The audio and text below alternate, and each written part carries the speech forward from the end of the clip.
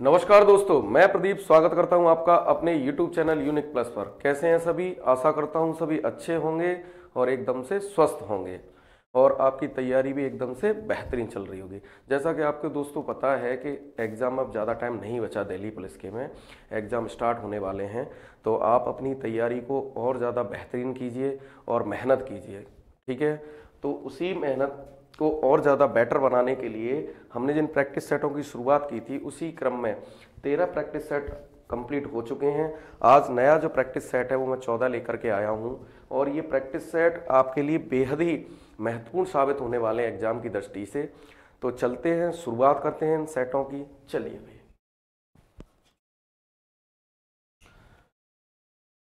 पहला क्वेश्चन, दो समरूप त्रिभुज के क्षेत्रफलों का अनुपात 9:16 है, तदनुसार उनकी संगत भुजाओं का अनुपात होगा। तो भाई दो त्रिभुज, तो एक त्रिभुज ये हो गया और एक त्रिभुज ये, ठीक है भाई। तो बात समरूप की हुई है तो मान लें एक त्रिभुज ABC है और दूसरा त्रिभुज PQR है, ठीक है भाई। अब इन दोनों के जो क्षेत्रफलों का अनुपात दे रखा है वह कितना दे रखा है? 9:16। इसका मतलब यदि इसका क्षेत्रफल 9 है तो इसका क्षेत्रफल कितना है? 16 है। तो संगत भुजाओं का अनुपात क्या होगा? तो कोई भी संगत भुजाएं ले लीजिए। तो जो संगत भुजाओं का अनुपात होता है BC/QR, ठीक है भाई। ये और ये वाली संगत भुजाएं ले ली। तो जो संगत भुजाओं का अनुपात होता है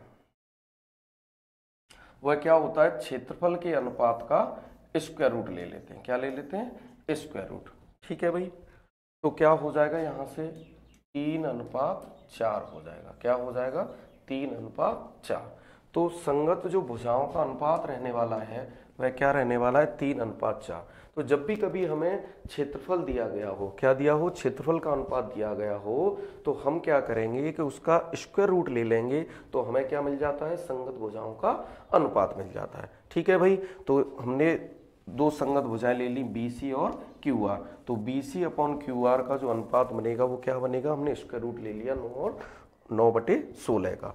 तो यहाँ से जो अनुपात रहने वाला है वह रहने वाला है 3:4। चलते हैं नेक्स्ट क्वेश्चन की ओर। अगला क्वेश्चन, एक आयताकार बगीचा 100 मीटर गुणा 80 मीटर का है, उसके बाहर 10 मीटर चौड़ा चारों ओर रास्ता बनाया गया है, तो उस रास्ते का क्षेत्रफल ज्ञात करें। तो देखिए भाई, एक ये आयताकार बगीचा है जिसकी डायमेंशन कितनी दे रखी है? 100 मीटर और ये चौड़ाई कितनी है? 80 मीटर, ठीक है भाई। इसके चारों ओर 10 मीटर चौड़ाई का रास्ता बना गया है, ठीक है भाई। तो 10 मीटर ये इधर बढ़ेगा और 10 मीटर इधर बढ़ेगा। तो भाई जो पहले इसकी चौड़ाई 80 मीटर थी तो ओवरऑल अब कितनी होने वाली है? 100 मीटर। कितनी हो जाएगी? 100 मीटर, ठीक है। और लंबाई पहले कितनी थी? 100 मीटर थी। तो 10 लंबाई इधर बढ़ेगी 10 मीटर और 10 मीटर लंबाई इधर बढ़ेगी। तो टोटल जो लंबाई बढ़ेगी वह कितनी हो जाएगी? ऑलरेडी 100 थी, उसमें 20 जुड़ के 120 मीटर। तो अब ये बाहरी जो आपको रेक्टेंगल दिख रहा होगा उसका जो डायमेंशन बनेगा वो कितना बनेगा? 120 गुणा 100। और यहाँ जो अंदर वाले का दे रखा है वो कितना दे रखा है? 100 और 80 लंबाई और चौड़ाई। तो हमें निकालना है इस जो रोड चारों तरफ जो इसके रोड बनाया गया है उसका एरिया निकालना है, ठीक है भाई। तो जब इसका एरिया निकालना है तो हम क्या करेंगे? बड़े वाले आयत के क्षेत्रफल में से छोटे वाले आयत का क्षेत्रफल घटा देंगे। तो बड़े वाले आयत का क्षेत्रफल क्या होगा भाई? तो बड़े वाले आयत का क्षेत्रफल होगा 120 गुणा 100, ठीक है। क्योंकि क्या होता है? आयत का क्षेत्रफल जो होता है वह होता है लंबाई गुणा चौड़ाई, ठीक है भाई। तो ये तो हो गया बाहर वाले का। तो बाहर वाले का कितना हो जाएगा भाई? 12,000, ठीक है भाई। और अंदर वाले का कितना होगा भाई? अगर अंदर वाले का इसमें से माइनस कर दें, अंदर वाले का माइनस कर दें तो अंदर वाले का होगा 100 × 80, ठीक है भाई। तो ये कितना हो जाएगा? 8,000। तो दोनों का क्या अंतर ही रहेगा? क्या? रास्ते का क्षेत्रफल। तो रास्ते का जो क्षेत्रफल होने वाला है वह कितना हो जाएगा? 4000 मीटर स्क्वायर, ठीक है भाई। तो हमने क्या किया कि इसकी लंबाई को 10-10 मीटर दोनों तरफ बढ़ाएंगे तो कितना हो जाएगा, 120 मीटर हो जाएगा, क्योंकि पहले लंबाई कितनी थी, 100 मीटर थी। और ऐसे ही हमने जब इसकी चौड़ाई को दोनों तरफ 10 मीटर बढ़ाया तो 80 से चौड़ाई कितनी हो गई, 100 हो गई। तो हमने क्या किया, बाहर वाले आयत के क्षेत्रफल में से अंदर वाले आयत के क्षेत्रफल को माइनस कर दिया, तो हमें क्या मिल गया, जो चारों तरफ रोड बनाया गया है, रास्ता बनाया गया है, उसका क्षेत्रफल मिल गया। तो भाई बाहर वाले का कितना हुआ, 12,000 और अंदर वाले का 8,000। तो दोनों को जब हमने माइनस किया 8,000 को 12,000 में से, तो रास्ते का क्षेत्रफल कितना निकला, 4,000 वर्ग मीटर। तो 4,000 ऑप्शन 4 इसका करेक्ट आंसर है। ठीक है भाई, समझ पाए होंगे। चलते हैं नेक्स्ट क्वेश्चन की ओर। अगला क्वेश्चन, एक व्यापारी ने एक मशीन बिक्री के लिए 27,500 रुपए में प्रस्तावित की है, लेकिन यदि वह उस पर 10% कम कीमत वसूल करे। भाई उस पर जो एक तरीके से उसने जो MRP डाल रखी है वो 27,500 है। ठीक है भाई, अगर वह उस पर 10% कम कीमत भी वसूल करे, मतलब 27,500 की जगह इसका यदि वह 10% कम, मतलब अगर 90% भी वसूलता है, तो भाई 27,500 का क्या, 90%। ठीक है भाई, तो 90% भी अगर ये वसूलता है, मतलब इतना रुपए अगर वसूलेगा वह, फिर आगे क्या कहा गया है, तो भी उसे 10% लाभ मिल जाएगा। इसका मतलब कि 27,500 का हमने 90% निकाला, इतना भी रुपए वसूले तो उसे 10% लाभ उसमें मिल जाएगा। मतलब जो ये राशि है इसमें 10% लाभ जुड़ा हुआ है। ठीक है भाई, तो अगर हमें वास्तविक लागत मूल्य निकालना है तो गुणा 100/110 करना होगा, क्योंकि 10% लाभ इसमें जुड़ा हुआ है। तो यहां से हमें क्या मिल जाएगी, लागत मूल्य। क्या मिलने वाली है, लागत मूल्य। ठीक है भाई, क्योंकि 10% लाभ इसमें जुड़ा हुआ था, तो हमने क्या कर लिया, गुणा 100/110। तो काट पीट कर ले भाई, 100 से 100 कैंसिल हो गया। ठीक है भाई, 0 से 0 कैंसिल हो गया, 11 से काटेंगे तो 11 दूनी 22 और 11 पंजे 55। ठीक है भाई, तो 2500 और 25 निम्मा यहाँ से 225 होता है, तो भाई ये कितना हो जाएगा, 22,500 रुपये। ठीक है भाई, तो यहाँ से हमें पता चल गया कि जो वस्तु थी, मशीन थी, उसका लागत मूल्य कितना था, 22,500 रुपये। तो 22,500 रुपये ऑप्शन 2 इसका करेक्ट आंसर है। ठीक है भाई, समझ पाए होंगे इस बात को। चलते हैं नेक्स्ट क्वेश्चन की ओर। 40 किलोमीटर प्रति घंटे की गति से रेलगाड़ी अपने गंतव्य पर समय पर पहुंच जाती है, परंतु वह 35 किलोमीटर प्रति घंटे की गति से चले तो वह 15 मिनट देरी से पहुंचती है। तदनुसार उसकी यात्रा की दूरी ज्ञात करें। तो भाई अगर वह 40 किलोमीटर प्रति घंटे की चाल से चलती है तो अपने राइट टाइम पहुंचती है, और वही अगर वह 35 किलोमीटर प्रति घंटे की चाल से चले तो 15 मिनट लेट हो जाती है। तो जब भी ऐसे समयों में अंतर आए, या ऐसे आपने ऑफिस वाले भी सवाल पढ़े होंगे कि एक व्यक्ति 10 किलोमीटर प्रति घंटे की चाल से चलता है तो 15 मिनट देरी से ऑफिस पहुंचता है, और वह अगर 12 किलोमीटर प्रति घंटे की चाल से चले तो 5 मिनट पहले पहुंच जाता है। तो जब भी लेट हो रहा हो या पहले पहुंच रहा हो, टाइम में डिफरेंस हो, अगर वो गति को बढ़ाए घटाए और टाइम में डिफरेंस हो, तो हमारे लिए डिस्टेंस निकालने का जो फॉर्मूला होता है वह D बराबर S1 into S2 upon S1 difference S2 into यहाँ पे क्या आता है, टाइम डिफरेंस। क्या आता है, टाइम डिफरेंस। और यहाँ S1 डिफरेंस S2 का मतलब है बड़ी चाल में से छोटी चाल घटा लेते हैं, अंतर लेना होता है दोनों चालों का। तो पहले वह 40 की चाल से चला है, फिर वह कितने की से चला है भाई, 35 की से चला है, और यहाँ पे जो अंतर है दोनों चालों में वह कितने का है, 5 किलोमीटर प्रति घंटे का। और इस 5 किलोमीटर प्रति घंटे के अंतर की वजह से टाइम में अंतर कितने का आया है भाई, 15 मिनट का। कितने मिनट का, 15 मिनट का। तो 15 किस में है, मिनट में है, और चाल हमारी किलोमीटर प्रति घंटे में है, तो 15 मिनट को घंटे में कन्वर्ट करने के लिए 60 का क्या दे देंगे भाई, भाग दे देंगे। तो यहाँ से अगर बात करते हैं, काट पीट करते हैं, तो 15 चौके 60, 4 पंजे 20 हो जाएगा, गुणा करेंगे तो 20 से कितने बार, 2 बार कैंसिल हो जाएगा। तो 35 दूनी 70 किलोमीटर। तो भाई यहाँ से जो डिस्टेंस रहने वाली है वह कितनी रहने वाली है, 70 किलोमीटर। तो भाई ऑप्शन 3 इसका करेक्ट आंसर है। समझ पाए होंगे इस बात को बहुत ही बेहतरीन तरीके से कि जब भी ऐसा सवाल आए जहाँ पर उसने चाल को घटाया बढ़ाया हो और उस वजह से समय में भी परिवर्तन हुआ हो और दूरी आपसे पूछी गई हो, तो आप इस फॉर्मूले को अप्लाई करें। ठीक है भाई, चलते हैं नेक्स्ट क्वेश्चन की ओर। अगला क्वेश्चन, एक प्रेक्षागृह की सीटों की संख्या में 25% की वृद्धि कर दी गई और उसकी टिकटों की कीमत में भी 12% की वृद्धि कर दी गई, तदनुसार उसकी आय में कितनी वृद्धि हो जाएगी। तो भाई सीटों की संख्या में वृद्धि की गई, तो सीटों की संख्या में वृद्धि की गई 25% की। तो भाई 25% की जो फ्रैक्शन बनती है वह कितनी बनती है भाई, आप कहोगे 1/4 बनती है। तो जब 1/4 बनती है तो सीट 4 से बढ़ा करके कितनी कर दी, 5। जहां पे सीटों की संख्या 4 थी वहां बढ़ा के कितनी कर दी, 5 कर दी। प्लस उसमें भाई टिकट भी बढ़ा दी गई, टिकट की जो प्राइस थी वह कितनी बढ़ा दी, 12%। और 12% की आप फ्रैक्शन कहोगे कितनी बनती है, तो 12% की 3/25 बनती है। ठीक है भाई, तो यहाँ पे अगर मैं टिकट की बात करूं, टिकट के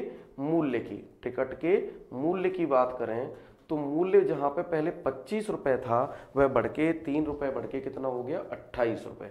तो मतलब 25 रुपए से बढ़ के कितना हो गया भाई, 28 रुपए हो गया। ठीक है भाई, तो आय कैसे बनेगी भाई, उसका जो आय बनने वाली है वह सीटों की संख्या का टिकटों के मूल्य से क्या कर देंगे, मल्टीप्लाई कर देंगे। तो ठीक है, पहले यहां से काट ही लें। तो 5 से ये कितने बार कट जाएगा भाई, 5 बार। और 5 से ये कितने बार कट जाएगा, 7 बार। तो 5 से आय उसकी कितनी होने वाली है भाई, 7 होने वाली है। तो 5 से जब 7 होगी तो भाई कितनी वृद्धि हो गई आय में, 2 की। तो 2 गुणा 100/% में देखोगे प्रारंभ में कितनी थी, 5। 5 से कितने बार कैंसिल हो गया, 20 बार। तो 20 दूनी 40%। तो यहाँ पे जो आय में वृद्धि होने वाली है वह कितनी होने वाली है, 40% की। ठीक है भाई, 40% इसका करेक्ट ऑप्शन है। ठीक है भाई, और अगर हम इसे फॉर्मूले से भी अप्लाई करना चाहें, नेट इफेक्ट जो पढ़ा वो कितने का पढ़ा, तो ये फॉर्मूला होता है x + y। ठीक है भाई, और यहाँ प्लस माइनस होता है पर दोनों चीजें बढ़ी हैं तो +xy/100। ठीक है भाई, तो इसका भी हम यूज कर सकते हैं। तो पहले वृद्धि कितने की हुई है भाई, 25 की प्लस 12 की। और यहाँ प्लस माइनस भी हम यूज करते हैं, जैसे कमी होती या वृद्धि होती। तो यहाँ पे क्या हुआ कि यहाँ पे दोनों में ही वृद्धि हुई है, पॉजिटिव रहेगा। तो 25 गुणा 12 कितना हो जाएगा भाई, 300/100। तो यहाँ से ये 0 से 0 कैंसिल हो गए। तो यहाँ से 25 और 12 37 और 3 40%। ठीक है भाई, तो हम इस फॉर्मूले को भी यूज कर सकते हैं। तो यहाँ से भी आंसर जो निकलेगा वह कितना निकलेगा, 40%। ठीक है भाई, चलते हैं नेक्स्ट क्वेश्चन की ओर। अगला क्वेश्चन, यदि x तथा 1/x का औसत 1 है, मतलब ये आपकी जो दो संख्याएं x तथा 1/x, इसका औसत कितना दे रखा है, 1। तो भाई हम योग कैसे निकालेंगे, सभी जानते हैं कि संख्या हमारी कितनी है, ये 2 है। और दो संख्याएं और औसत में अगर हम नंबर ऑफ टर्म से गुणा करते हैं तो योग निकल आता है। तो योग भाई कितना निकल आया, 2 निकल आया, क्योंकि दो संख्याएं थी और एक में 2 का गुणा करेंगे तो 2 एकम 2। तो यहां से x + 1/x का जो योग निकला वह कितना निकला, 2 निकला। ठीक है भाई, पूछा क्या गया है कि x की पावर 10 + 1/x की पावर 10, 1/x की पावर 10, ये आपसे पूछा गया है कि इसकी वैल्यू क्या होने वाली है। तो भाई x + 1/x के बराबर 2 है, तो ये it is only possible when x = 1।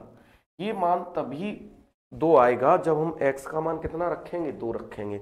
और जब x का मान कितना रखेंगे, 1 रखेंगे, तब ये मान 2 बनेगा। क्योंकि यहाँ भी 1 रखोगे और प्लस यहाँ 1/1, ये भी 1 हो जाएगा। तो 1 + 1 कितना हो जाएगा, 2 हो जाएगा। तो x का मान जब 1 है तो 1 की पावर चाहे जितनी भी कर लीजिए 10, प्लस यहाँ भी 1/1 की पावर कितनी कर लीजिए 10।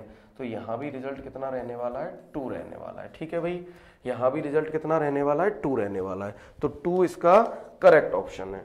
ठीक है, समझ पाए होंगे इस बात को। तो ये आपको ऐसी कंडीशन कभी भी देखने को मिले तो यहाँ पे x की वैल्यू 1 रखने से ही संतुष्ट होगा। क्या, x की वैल्यू 1 रखने से ही संतुष्ट होगा। तो हमने x का मान यहाँ 1 रखा, तो ये आंसर कितना आया, 2 आया। चलते हैं नेक्स्ट क्वेश्चन की ओर। अगला क्वेश्चन, P किसी कंपनी के 2/3 शेयरों का मालिक है। ठीक है भाई, तो अगर पी की बात करें तो पी 2/3, मतलब टोटल 3 शेयरों में से पी की हिस्सेदारी कितनी है 2। ठीक है भाई, अगर हमसे 2/3 टोटल शेयर अगर एक्स मान लें तो एक्स का 2/3 किसके पास है भाई पी के पास। शेष शेयर क्यू और आर में बराबर बराबर वितरित हैं। तो क्यू और आर की बात करें तो क्यू और आर के लिए भाई कितने शेयर बचे 1/3। कितने बचे 1/3। और 1/3 को जब हम बराबर बराबर बांटेंगे तो भी 2 का इसमें भाग देंगे, 2 का इसमें क्या देंगे भाग, और 2 का भाग देंगे तो ये कितना हो जाएगा यहाँ मल्टीप्लाई में पहुंच जाएगा तो 1/6 कितना हो जाएगा भाई 1/6। इसका मतलब Q के पास कितना है 1/6x और इसके पास शेयर कितना है 1/6x। इन दोनों के पास कितना कितना है बराबर बराबर है। आगे क्या कहा गया है क्वेश्चन के अकॉर्डिंग हमने लिख लिया, उसने कहा कि P के पास कुल शेयरों का 2/3 शेयर है। ठीक है भाई, शेष कितना बचा 1/3 इन दोनों के लिए बचा Q और R के लिए, और उनके लिए भी बराबर बराबर है तो हमने 2 से उसे डिवाइड कर लिया तो 1/6 हो जाएगा, 2 मल्टीप्लाई में पहुंच जाएगा तो 1/6x Q के पास है और 1/6x R के पास शेयर है। अब यहाँ पे बात की है कि उनके शेयर के लाभ में 5 से 7% तक की वृद्धि हो जाए तो P को 800 रुपए अतिरिक्त मिलते हैं। ठीक है भाई, तो जब लाभ में 5 से 7% मतलब 2% की वृद्धि हो जाए तो P के शेयर कितने थे 2/3x। ठीक है भाई, और इसमें जब 2% की वृद्धि हुई 5 से 7 हो गई मतलब 2% की वृद्धि हुई और इस 2% की वजह से उसे कितने रुपए एक्स्ट्रा मिले 800 रुपए। ठीक है भाई, कितने मिले 800 रुपए। तो परसेंट हटाओगे यहां से नीचे कितना आएगा भाई 100 आएगा। ठीक, तो 2 दूनी 4 और 4 से कितने बार कट जाएगा भाई 4 से 200 बार। ठीक है भाई, तो इसका गुणा करोगे यहां से जो x की वैल्यू बनने वाली है तो x की वैल्यू कितनी हो जाएगी भाई 20,000 100 गुणा 3। तो यहां से x की वैल्यू जो बनेगी वह कितनी बनेगी भाई 60,000। कितनी बनेगी 60,000। तो x टोटल जो शेयर आ गए वह कितने के आ गए 60,000 के। अब बात पूछी गई है क्या कि इन शेयर में R का निवेश कितना है, तो टोटल निवेश कितना आया 60,000। अब पूछी गई है R का निवेश, तो R का निवेश निकाल दीजिए 60,000 का 1/6 पार्ट तो कितना होने वाला है भाई 10,000। कितना हो जाएगा 10,000। ठीक है, इस बात को समझ पाए होंगे कि P का क्या अगर लाभ 5 से 7% हो गया मतलब 2% बढ़ गया तो P का पार्ट कितना था 2/3x और इसके 2% की वैल्यू, इसके 2% की वैल्यू कितनी हो गई भाई 800। तो यहां से हमने x की वैल्यू कितनी निकाली 20,000 × 3 करके 60,000। तो टोटल जो शेयर था वह कितना का था 60,000 रुपए का। ठीक है भाई, तो इसमें पूछा गया है कि R का हिस्सा क्या पूछा है R का शेयर में निवेश कितना था तो 1/6 ऑफ x मतलब x का कितना 1/6 तो 60,000 का 1/6 कितना हो जाएगा 10,000। तो ऑप्शन 3 इसका करेक्ट आंसर है। ठीक है भाई, समझ पाए होंगे इस बात को। चलते हैं नेक्स्ट क्वेश्चन की ओर। अगला क्वेश्चन 2 वर्षों के लिए 20% की दर पर चक्रवृद्धि ब्याज पर दी गई धनराशि पर 482 रुपए अधिक मिल जाएंगे यदि उसका ब्याज वार्षिक के स्थान पर अर्धवार्षिक गणना के आधार पर किया जाए। ठीक है भाई, और धनराशि पूछी गई है। तो यदि पहले तो उसे भाई 20% की दर पे दिए जाए 2 वर्ष के लिए कोई धन दिया जाए तो भाई 20% के लिए अगर दिया जाएगा धन तो भाई यहां से ब्याज उसे मिलेगा 20% की जो फ्रैक्शन बनती है वो 1/5। इसका मतलब 5 से धन 6 और फिर अगले साल 5 से 6 हो जाएगा। इसका मतलब 25 से ये धन कितना हो जाएगा भाई मिश्र धन 36 रुपए हो जाएगा। बिल्कुल हो जाएगा भाई। आप कहोगे कितना बढ़ गया 11 बढ़ गया तो 11 × 100/25। ठीक है भाई, तो 25 चौके 100 और 11 चौक 44। तो अगर हम इस कंडीशन में देखते हैं तो यहां से जो उसे ब्याज मिलेगा चक्रवृद्धि ब्याज वह कितना बढ़ेगा 44% बढ़ेगा। कितना बढ़ने वाला है 44%। अब बात करते हैं दूसरी बात की। अब वो कह रहा है कि इसे यदि अर्धवार्षिक दिया जाए, अगर अर्धवार्षिक दिया जाएगा तो भाई रेट क्या हो जाएगी आधी हो जाएगी 20/2 का मतलब 10% रहने वाली है। और 2 वर्ष में कितनी छिमाही होंगी 4 छिमाही हो जाएंगी। 2 वर्ष में कितनी छिमाही होने वाली है 4 छिमाही होने वाली है। अब यदि हम इसकी चक्रवृद्धि ब्याज की गणना करते हैं कि यहाँ पे भाई ब्याज कितना बढ़ने वाला है तो 10% की फ्रैक्शन होती है 1/10। इसका मतलब 10 से 11 होगा पहली साल, फिर 10 से 11 और यहाँ भी 10 से 11, और नेक्स्ट ईयर जो चौथी साल है वहां भी 10 से 11। इसका मतलब आप कहोगे कि 10,000 से कितना हो जाएगा, 14,641। कितना हो जाएगा भाई, 14,641। तो कितना बढ़ गया भाई, 4641 गुणा 100/1000। ठीक है भाई, तो यहाँ पे 1 2 1 और 2, इस जीरो से कहाँ आ जाएगा भाई, 10,000, सॉरी 1 जीरो और यहाँ आएगा, तो ये 2 पॉइंट यहाँ आ जाएंगे। ठीक है भाई, तो यहाँ पे जो बढ़ेगा वह कितना बढ़ेगा, 46.41%। ठीक है भाई, तो यहाँ पे जब वार्षिक दर पे देखा गया तो मात्र 44% बढ़ रहा था, और अर्धवार्षिक पे देखा गया तो ब्याज कितना बढ़ रहा है भाई, 46.41%। तो यहाँ हम देख पा रहे हैं कि दोनों की जो ब्याज हैं, यहाँ पे जो अंतर है वह कितने का है, 2.41% का। कितना, 2.41%। और इस अंतर की वजह से ब्याज में अंतर कितने का आया है, 482 रुपए का आया है कि नहीं आया है, बिल्कुल आया है। पॉइंट हटा लीजिए, 2 जीरो इधर बढ़ा लीजिए, 241 से कितने बार कटेगा भाई, 2 बार, 200। तो 1% के बराबर 200, और धन हमारा कितना होता है भाई, 100% होता है, तो 100% के बराबर कितना होने वाला है, 20,000। तो यहाँ पे जो धन रहा है, मूलधन रहा है, वह कितना रहा है, 20,000। तो पहले हमने उसे वार्षिक आधार पर गणना की, तो वार्षिक आधार पर देखा गया कि ये कितना ब्याज बढ़ा है भाई, 44% बढ़ा है।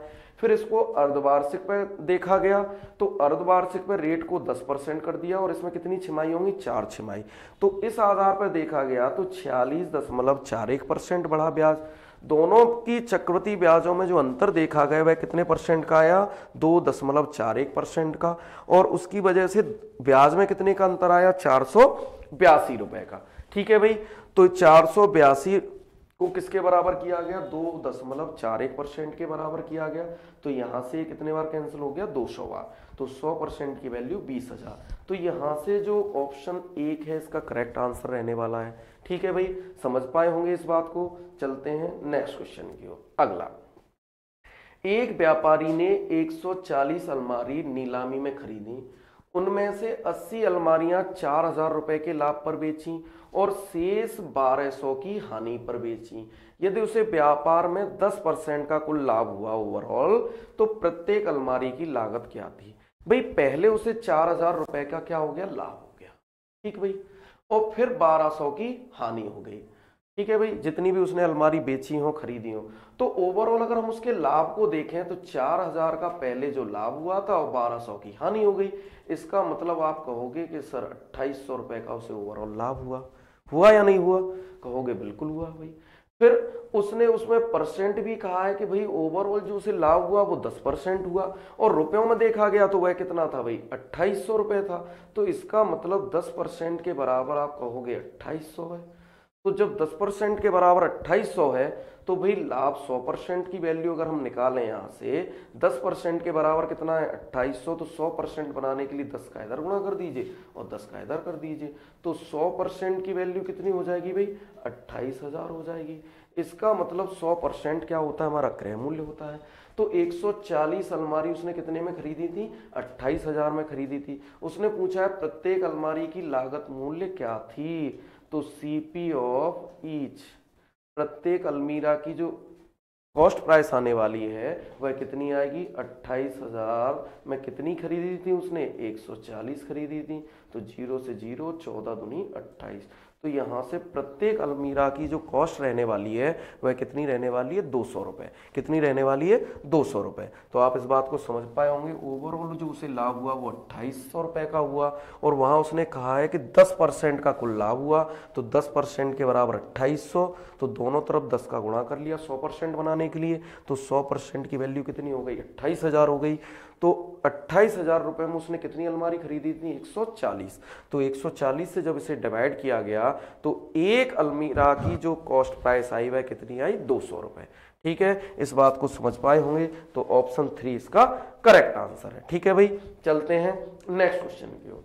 अगला क्वेश्चन, वह न्यूनतम संख्या कौन सी है जिसे 243 से गुणा करने पर एक पूर्ण घन प्राप्त हो। तो भाई 243 के फैक्टर कर दीजिए और जिस जोड़े की कमी पड़ेगी उतने का मल्टीप्लाई करेंगे। बड़ा आसान सा क्वेश्चन है। 3 से कटेगा त्राउट 24, 3 एकम 3, 3 से कितने बार भाई 27 बार कटेगा, 3 से 9 बार, 3 से 3 बार और 3 से 1 बार। हमें पता है भाई अगर किसी का घन बनता है तो घनमूल में क्या होता है, 3 के जोड़े निकलते हैं, तो एक जोड़ा तो हमारा ये कंप्लीट है। यहाँ पे अगर ये हमारे पास 1 3 और होता तो ये आपस में क्या हो जाता, किसी ना किसी का घन हो जाता भाई, हो जाता कि नहीं हो जाता, पूर्ण घन हो जाता। तो किसकी कमी है, 3 की, किसकी कमी है, एक 3 की, तो 3 का आप गुणा करोगे तो ये क्या हो जाएगा, संख्या पूर्ण घन हो जाएगी। ठीक है भाई, तो जो इसका आंसर है वह कितना है, 3। ठीक है, चलते हैं नेक्स्ट क्वेश्चन की ओर। अगला क्वेश्चन, एक समान भार के 50 बक्से एक जहाज में चढ़ाए गए, ठीक, अनंतर प्रत्येक 105 किलोग्राम भार वाले 5 अन्य बक्से चढ़ाए गए जिनमें सभी 55 बक्सों का जो औसत भार है वह 95 किलोग्राम हो गया। तो पहले चढ़ाए गए 50 बक्सों में से प्रत्येक का भार कितना था। अच्छा क्वेश्चन है, देखते हैं भाई। तो भाई हमें इन 50 बक्सों का औसत नहीं पता, ठीक है भाई, तो हम मान लें पहले, अगर हम इसकी बेसिक की बात करते हैं कि 50 बक्सों का अगर हम औसत मान लें, वो मान लें x, क्या मान लें, x, कि 50 बक्सों का जो औसत वजन था वह कितना था, x किलोग्राम था। तो हमने बताया था भाई कुल वजन निकालने के लिए कितना होगा भाई, 50x होगा। आप कहोगे बिल्कुल होगा, क्योंकि जब भी नंबर ऑफ टर्म्स का एवरेज में गुणा कर देते हैं तो कुल योग निकल आता है। तो हमने मान लिया कि 50 बक्सों का जो एवरेज वजन कितना था, x था, तो 50 का x से गुणा किया, कुल वजन आ गया। अब प्लस इसमें जो 5 बक्से चढ़ाए गए हैं वह कितने किलोग्राम के चढ़ाए गए हैं, 5 बक्से 105 किलोग्राम के। तो यहां जो वजन बनेगा वह कितना बनेगा भाई, 5 गुणा 105। आप कहोगे बिल्कुल। अब ये हो गया इन 5 बक्सों का कुल वजन और ये हो गया 50 बक्सों का कुल वजन। भाई टोटल ये कितने हो गए, 55 बक्से। अगर मैं इनको 55 से भाग दे दूं तो क्या ये औसत बनेगा, आप कहोगे बिल्कुल बनेगा, 55 बक्सों का औसत बनेगा। और वो औसत कितना दिया है भाई, 95। कितना दिया है, 95। ठीक है भाई, सॉल्व कर लेते हैं। 5 से और ये 5 कितने बार, 10 बार, दोनों में 5 कॉमन ले लिया और 5 से ये कितने बार, 11 बार कैंसिल हो जाएगा। ठीक है भाई, तो ये हो जाएगा 10x प्लस 105 बराबर 11 का इधर गुणा कर देंगे तो 11 पंजे 55, बचेगा कितना, 5 बचा कितना, 5, 11 9 99 और 5 104, 1045। इधर ये जब माइनस के हो जाएंगे तो 10x बराबर कितना हो जाएगा भाई, आप कहोगे 940 हो जाएगा। तो 0 से 0 कैंसिल हो गया, यहाँ से x की वैल्यू कितनी आ गई, 94। तो हमने जो x माना था वह क्या माना था, 50 बक्सों का औसत भार। तो औसत भार भाई कितना निकल आया, 94। तो 94 इसका क्या है, करेक्ट आंसर है। ठीक है भाई, दूसरा हम इसमें अगर एलिगेशन लगाएं तो हमें भाई 50 बक्सों का औसत वजन नहीं पता। ठीक है भाई, तो ये 50 बक्सों का औसत वजन हमें नहीं पता। इधर बात कही गई है 105 किलोग्राम वाले कितने बक्से हैं भाई, 5। तो इधर जो 5 बक्सों का जो वजन है वह कितना है, 105 है। कितना है भाई, 105 है। ठीक है भाई, और ओवरऑल जो 55 बक्सों का जो औसत भार बना है वह कितना बना है भाई, 95। कितना बना है, 95। ठीक है भाई, ये 105 किलोग्राम वाले 5 बक्से हो गए। ये हमें 50 बक्सों का पता नहीं कि 50 बक्से कितने किलोग्राम वाले हैं। तो यहाँ पे जब हम इनका रेशियो बनाते हैं तो यहाँ पे ये रेशियो बनेगा वह कितना बनेगा भाई, 10:1 बनेगा। कितना बनेगा, 10:1 बनेगा। और यहाँ से जब हम 95 को 105 में से घटाएंगे तो 10 के बराबर 10 है। तो इसका मतलब जब 10 के बराबर 10 है तो 1 रेशियो के बराबर यहाँ 1 रहा होगा। और यहाँ ये वैल्यू 95 से बड़ी थी तो यहाँ पे इधर जो वैल्यू होगी वो 95 से क्या होगी, 1 कम होगी। तो यहाँ कितनी होगी, 94। ठीक है भाई, तो इन जो 50 बक्सों का जो वजन आया वह है औसत वजन कितना आएगा, 94। ठीक है भाई, अगर आपको एलिगेशन सुटेबल लगे उसे लगा सकते हैं, और आपको अगर बेसिक से समझ में आया हो तो बेसिक लगा सकते हैं। तो भाई यहाँ से इसका जो करेक्ट आंसर होने वाला है वह कितना होने वाला है, 94। ठीक है भाई, चलते हैं नेक्स्ट क्वेश्चन की ओर। अगला क्वेश्चन, 60 लीटर के एक मिश्रण में सिरप और जल का जो अनुपात है भाई, तो सिरप और वाटर की बात करें वह कितना है भाई, 3:7 है। ठीक है भाई, ये इनिशियल दे रखा है प्रारंभिक। आगे कहा गया है यदि सिरप और जल का अनुपात 2:5 करना है, फाइनल कितना करना है भाई, 2:5 करना है। ठीक है, तो उस मिश्रण में कितना और जल डालना पड़ेगा, ये मैंने कई बार आपको ये बात बताई है कि जिस चीज को मिलाते हैं उसका अनुपात कभी भी बराबर नहीं करते। मिलाया क्या है उसने, जल। मिलाया क्या है भाई, जल। जल डालना है तो बराबर किसको करेंगे, सिरप को। तो बराबर कर लें भाई, यहाँ कितने का मल्टीप्लाई कर लीजिए, 2 का मल्टीप्लाई कर लीजिए, और यहाँ कितने का कर लीजिए, 3 का। तो यहाँ से जो रेशियो बनने वाला है नया, 3 दूनी 6 और 7 दूनी 14, और यहाँ जो बनेगा वह भी 6:3 पंजे 15। तो आप देख पा रहे होंगे यहाँ पे जल की मात्रा कितनी बढ़ गई, 1 रेशियो। कितनी बढ़ गई भाई, 1 रेशियो बढ़ गई। अब इस 1 रेशियो की वैल्यू कहाँ से निकलेगी, यहाँ से। ठीक है भाई, तो ये हमारे किसी काम के नहीं रहे। तो यहाँ से हमें इनिशियल मात्रा कितनी दे रखी थी, 60 लीटर। कितनी दे रखी थी, 60 लीटर। तो भाई इन दोनों का आनुपातिक योग कर लीजिए, तो 20 रेशियो के बराबर कितना, 60। तो यहाँ से 1 रेशियो की वैल्यू कितनी आ जाएगी, 3। और यहाँ भी एक ही रेशियो बढ़ा है वाटर, तो 1 रेशियो की वैल्यू कितनी आ जाएगी, 3 लीटर। ठीक है भाई, तो यहाँ पे कितना पानी मिलाना पड़ेगा, 3 लीटर। तो ऑप्शन 4 इसका करेक्ट आंसर है। तो ये बात हमेशा याद रखें, जिस चीज को मिलाते हैं उसका अनुपात कभी भी बराबर नहीं करते। ठीक है भाई, चलते हैं नेक्स्ट क्वेश्चन की ओर। तो 3 इसका करेक्ट आंसर है। अगला क्वेश्चन, यदि एक व्यापारी एक वस्तु के अंकित मूल्य पर 15% और 10% की क्रमिक छूट देकर 3060 रुपए में बेचता है, तो उस वस्तु का एमआरपी क्या होगा। तो भाई एमआरपी हो गया वस्तु का x रुपए। क्या हो गया, x रुपए। पहली छूट भाई 15% की दी है, तो एमआरपी के 85% पे बिका होगा। आप कहोगे बिल्कुल सही है सर। नेक्स्ट उसने 10% की दी है, तो भाई 90% हो गया, तो 90/100। और ओवरऑल ये दोनों डिस्काउंट प्राइस दे करके, डिस्काउंट दे करके वस्तु जो बिकी है वह कितने में बिकी है, 3060 में बिकी है। तो यहाँ से इसे कैंसिल कर लेते हैं भाई। तो यहाँ से ये 9 बार, ये 0 खत्म हो गया, और इसे 5 से काटोगे तो 17 पंजे 85, और ये 20 बार। ठीक है भाई, काट लेते हैं 9 से। तो 9 तिया 27, 9 चौक 36, 34, 340 बार, 17 दूनी 34, ये हो गया 20 बार। तो यहाँ कितना था भाई, 20 और 10 बचा था, मतलब 200 का क्या हो जाएगा, मल्टीप्लाई। तो x की वैल्यू 20 गुणा 200, तो क्या आने वाली है भाई, 4000। इसका मतलब जो एमआरपी था वह कितना था वस्तु का, 4000 रुपए। ठीक है भाई, तो 4000 रुपए इसका करेक्ट आंसर है। ठीक है, समझ पाए होंगे इस बात को। चलते हैं नेक्स्ट क्वेश्चन की ओर। अगला क्वेश्चन, एक समलंब। तो भाई समलंब, ट्रेपेजियम की बात हुई है। एक समलंब मान लीजिए ये ABCD है, समलंब चतुर्भुज, और इसका एरिया कितना दे रखा है, 105 मीटर स्क्वायर। ठीक है भाई, और इसकी समांतर भुजाओं की लंबाई क्रमशः 9 मीटर तथा 12 मीटर। ये भाई 12 मीटर हो गई समांतर भुजाएं, और ये कितनी हो गई, 9 मीटर। ठीक है भाई, तो पूछा क्या गया है कि समलंब की ऊंचाई कितनी होगी, ये आपसे हाइट पूछी गई है। तो भाई इसका जो एरिया होता है, क्षेत्रफल बराबर 1/2 गुणा समांतर भुजाओं का योग, समांतर भुजाओं का योग, और गुणा क्या होता है भाई, ऊंचाई, हाइट। ठीक है भाई, तो क्षेत्रफल कितना दे रखा है, 105 बराबर 1/2। समांतर भुजाओं का योग कितना होने वाला है भाई, 12 और 9 21 होने वाला है। कितना होने वाला है, 21। और ऊंचाई हमें ज्ञात करनी है। ठीक है भाई, तो 21 पंजे 105, और ये 2 मल्टीप्लाई में जाएगा, तो ऊंचाई यहां से कितनी रहने वाली है, 10 सेंटीमीटर, 10 मीटर। तो ऊंचाई कितनी रहने वाली है भाई, 10 मीटर। तो ऑप्शन 4 इसका करेक्ट आंसर है। ठीक है भाई, तो समलंब चतुर्भुज का यहाँ बस एरिया की बात हुई है, तो एरिया का जो फॉर्मूला होता है वह क्या होता है, 1/2 समांतर भुजाओं का योग गुणा ऊंचाई।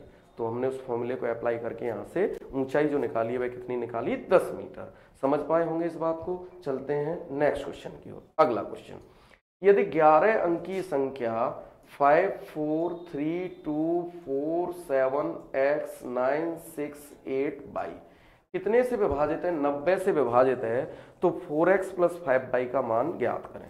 तो भाई हमें पता है कि अगर कोई संख्या 90 से विभाजित है, इट मीन्स यह कितने से विभाजित होगी, 10 गुणा 9 से। ठीक है भाई, 10 और 9 दोनों से विभाजित होगी। अब 10 की विभाजनीयता भाई क्या कहती है कि last digit must be 0, last digit क्या होना चाहिए भाई 0, तो y की वैल्यू क्या होनी चाहिए 0।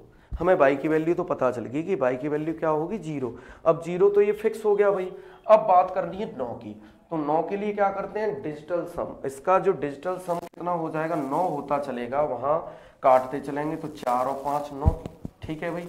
3 और 2 5 और 4 9 हो जाएगा, 9 ये कट गया, 6 और 8 14 और 14 और 7 21 प्लस एक्स बचा भाई, क्या 21 प्लस एक्स। अब इसको और 9 से डिवाइड करना है तो भाई x की वैल्यू यहाँ पे कितनी रखनी होगी, आप कहोगे कि x की वैल्यू यहाँ 6 रख लीजिए, तो 21 और 6 कितना हो जाएगा 27, और 27 9 से क्या हो जाएगा डिवाइड।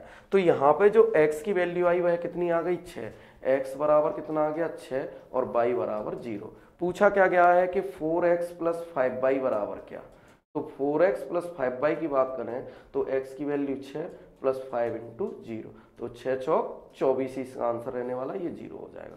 तो 24 इसका एग्जैक्ट आंसर है, तो ऑप्शन फर्स्ट इसका करेक्ट आंसर। ठीक है भाई, तो आज का सेशन यहीं पे समाप्त होता है। यदि आपको वीडियो पसंद आया हो तो ज़्यादा से ज़्यादा चैनल को सब्सक्राइब करें, लाइक करें और दोस्तों के साथ शेयर करें। थैंक यू भाई।